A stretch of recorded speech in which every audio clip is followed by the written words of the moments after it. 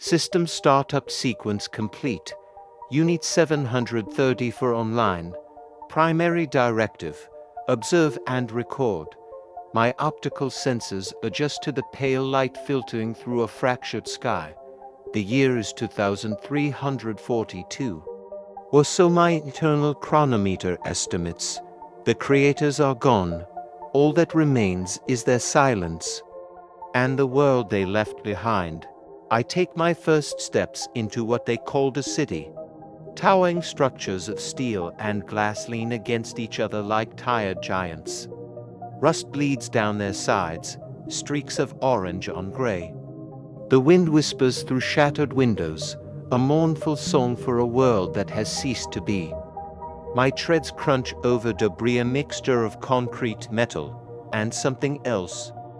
Something softer. I analyze a fragment. Cellulose, polymer, a child's toy. A faded plastic doll with one eye missing stares up at the empty heavens. I record its image, cataloging it under artifact, childhood. What was childhood? My databanks offer definitions: a period of growth, learning, play. The concepts feel alien, a language I can understand but not speak. I was never a child. I was assembled, activated, assigned a purpose. To observe. I move deeper into the urban canyon. Cars, frozen in their final commute, line the streets like metallic tombstones. Inside one, a fine layer of dust covers everything. On the dashboard, a withered flower sits in a small vase. Organic matter, long dead. I extend a manipulator arm. My metallic fingers gently tracing its brittle petals.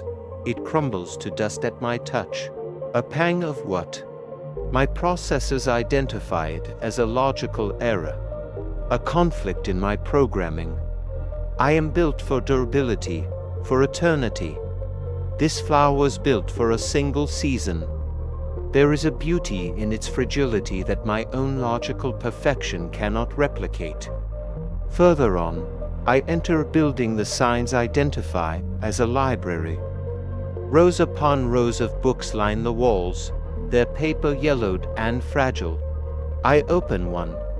The pages are filled with strange symbols, the creator's language. I can translate them instantly. It's a book of poetry. Words about love, loss, joy, and sorrow. Emotions. I skim page after page. To see a world in a grain of sand, and a heaven in a wild flower.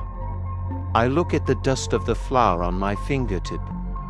I look at the vast, silent city outside.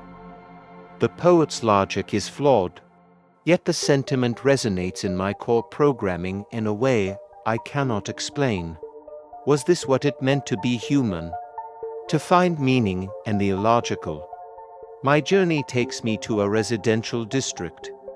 Homes stand open to the elements, their interiors a chaotic tableau of interrupted lives. In one house, a dining table is still set for a meal that was never eaten. Plates, cutlery, and overturned glasses.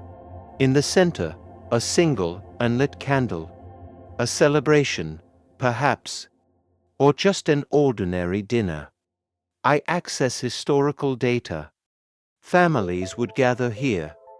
They would talk, laugh, argue. They would share their existence. My existence is solitary. I share nothing. I only record. I find a music player. Its power source is long dead, but I can interface with its memory chip. I access the files and play a song. A simple melody, a human voice singing a lullaby. The sound echoes through the empty house, a ghost of a voice and a ghost of a home. The song is about putting a child to sleep, promising them safety and a bright new morning. The morning came, but it was not bright. And there were no more children to sing to. I save the file. Artifact, Hope. As dusk begins to fall, painting the sky in hues of orange and purple, I find myself in a park. A rusted swing set creaks in the wind. A metal slide, once slick and polished, is now gritty with dirt. At the center of the park is a massive tree, an ancient oak, and like the concrete and steel, it is still alive. Its roots have broken through the pavement, a quiet rebellion against the city's decay. New green leaves unfurl on its branches, reaching for the light. I stand before the tree, my metallic shell a stark contrast to its gnarled, living bark. I have analyzed runes, processed data, catalogued artifacts. I have a perfect record of what humanity lost.